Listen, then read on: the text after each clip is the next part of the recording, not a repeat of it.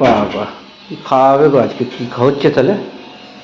এইসব কি হচ্ছে? আজকে আজকে তো দেব দীপাবলি, রাস জানো, যার জন্য আজকে একটা ফাটাফাটি রান্না করেছি। দেখো, সব নিরামিষ এবং দেখে আমি ভাবছি তুমি একবারে প্লিজড হয়ে যাবে।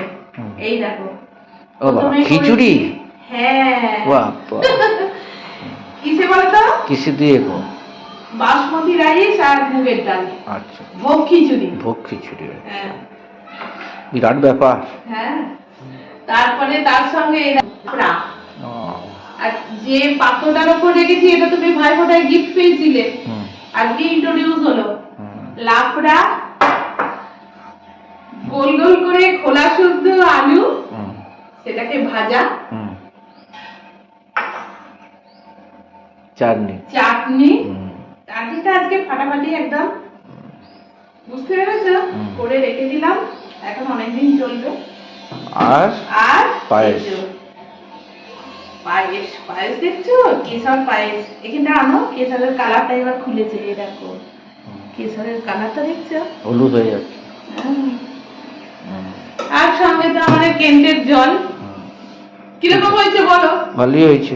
হ্যাঁ, এবার টেস্ট করে দেখি, তারপর তো হবে। নমস্কার বন্ধুরা, কি রান্না করেছি সেসব তো দেখলেন। এরপর দেখুন কিভাবে রান্না করলাম। আজকে প্রথমেই করেছি চাটনি, তারপরে চাপিয়েছি লাফড়া।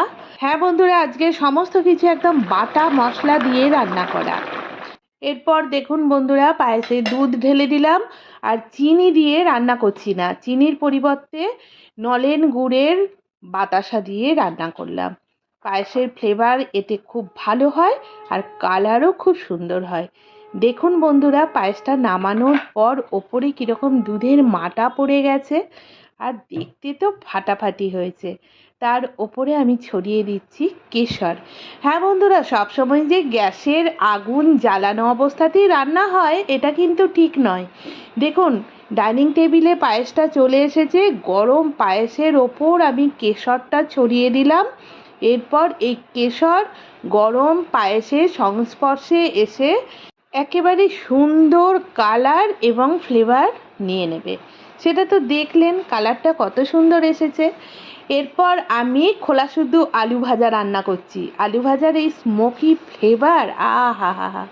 আর সব শেষে করছি খিচুড়ি। খিচুড়িটা তো জানেন, আজকে মুগের ডাল আর বাসমতি চালের ভোগ খিচুড়ি। খুব শীঘ্রই নতুন ভিডিওর সঙ্গে হাজির হচ্ছি, ততক্ষণ টাটা।